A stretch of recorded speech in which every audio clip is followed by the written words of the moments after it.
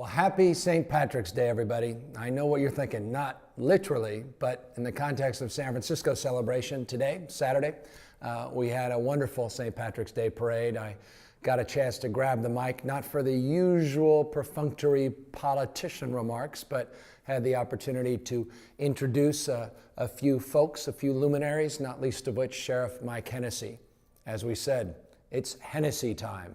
Well, Sheriff Mike Hennessy time, and there he was coming down the front of City Hall on his horseback. Thank you, Sheriff, for all of your ongoing contribution to making every year a great St. Patrick's Day parade. And I also just want to thank everyone who took time to be there, including the thousands of you that are still outside as I speak, and hoping you get home safe and earlier than it looks like at the moment. And I say that lovingly.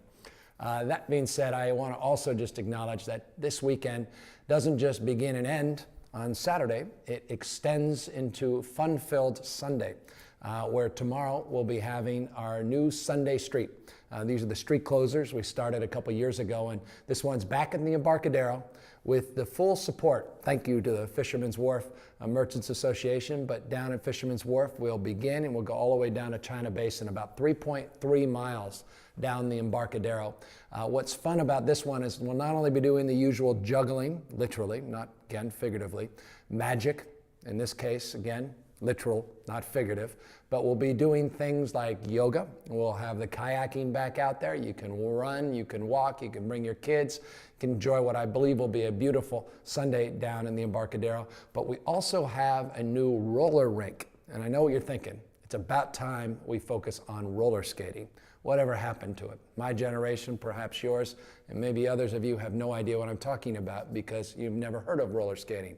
Well, we've got a roller rink out there, and they're going to be doing the Slumdog Millionaire dance. Exactly. How can you miss it?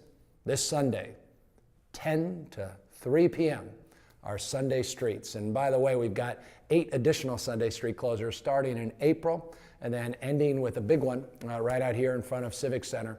We're going to shut down Civic Center and all the surrounding streets and Grove and out there at Carl B. Goodlett and have everyone hopefully enjoy, I think on the 24th of October, very festive end to the Sunday Streets season. Back again by popular demand. So thank you to everybody from Muni to the San Francisco Bike Coalition, to everybody that has worked so hard to pull it together.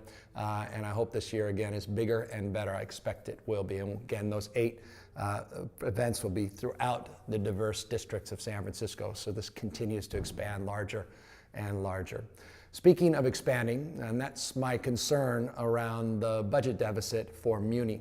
And I know so many of you are concerned about that for obvious reasons. You read the headlines, I read them every day, and the consternation, the stress, the anxiety, all the calls that I get, and folks out on the streets and sidewalks telling me they're concerned about rising fares and service cutbacks and parking meter fines going up and fees and all the rest. The reality is, and I want to underscore this, that we would be running a surplus in this system had it not been for the state of California.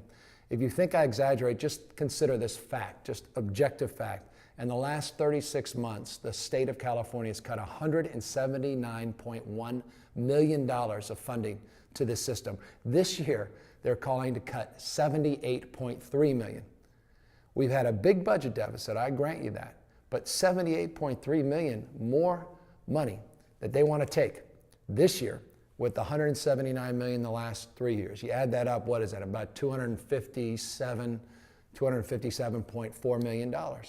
That's $250 million that's been rated over a period arguably of about 36 to 48 months. And that's the challenge. That's the burden that has been placed on our MTA board, on the city and county of San Francisco. And we have the burden of having to actually balance our budgets. We can't borrow like the state, and we can't tax and spend, or at least finance the taxing through deficit spending like the federal government. So tough choices need to be made. But here's the point I want to make to all of you.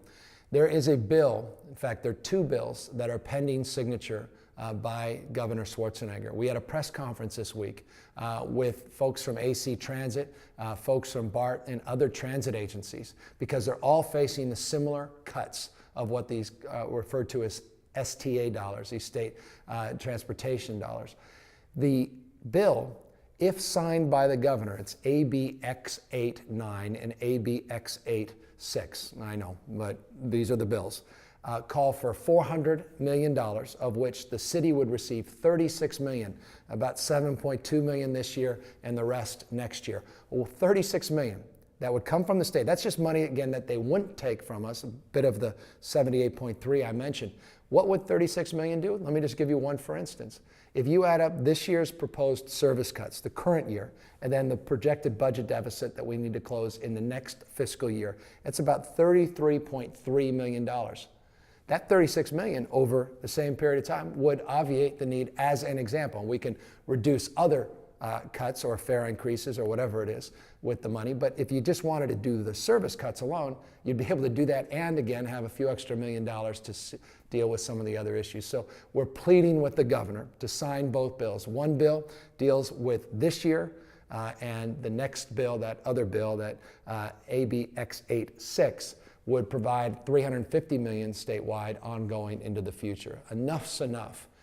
You can't support environmental stewardship. You can't focus on economic development and vibrancy unless you're focused on a robust transportation system. I get that as well or more than anybody else. The challenge is self-evident. We're dealing with the realities, and these state cuts are exacerbating the reality, and we're moving in the wrong direction, not the right direction.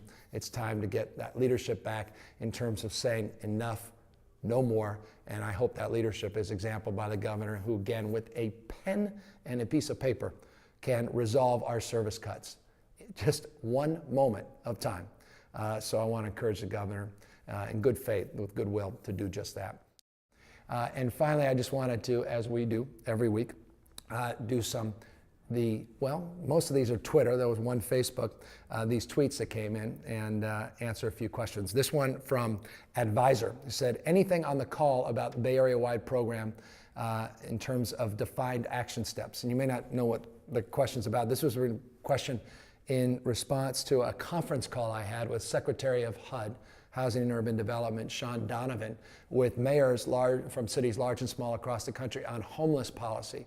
And the follow-up was this, that as I'm the head of the U.S. Conference of Mayors Homeless Task Force, co-chair of that, and we convened this conference call with leaders across the country to look at best practices and finally demand that HUD get back in the housing business. And we said what I say all the time, shelters solve sleep, housing solves homelessness. And the defined action step, to the extent the question asked for it, was to realign our focus, not just on bricks and mortars, but the soft support services that come from Health and Human Services and other agencies in addition to HUD. So we had this remarkable group of people that were on the conference call working together, and I think we have a lot of good things that will come out of that. But I just want to give my hats off to the Obama administration and Secretary Donovan for being on the call and being so committed to this issue of homelessness. Another one is from channel WF46W80. You know who you are. It says, please tell me Muni is not going up and that parking will still be free on Sundays. Parking will still be free on Sundays. I'd like to tell you that. I am doing everything in my power. I just mentioned at the top of the tape here that we're going to be doing a lot to try to focus attention to the governor's office and get him to sign that legislation to, again, obviate the need to do that.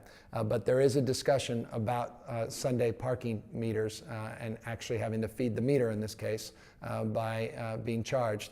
We hope that ultimately doesn't happen. I can't promise it won't, but we're doing everything in our power to avoid that. And final one is from zhanna, who says, you can adopt, and I honestly love this one, says you can adopt a pothole in Germany. Why not in San Francisco? Well, what a great idea. Why not? I don't want to see advertising on every pothole because, well, God knows we have a lot of advertisement on the streets, but I like the idea, and they actually gave me a URL to learn more about the German program. So the answer to your question is, why not San Francisco? I don't know. Why not? I'll let you know next week what we discovered, what we found, but I think it's an intriguing idea. Thanks very much, and again, hope everybody goes out tomorrow, Sunday, with our next Sunday Streets, and happy St. Patrick's Day.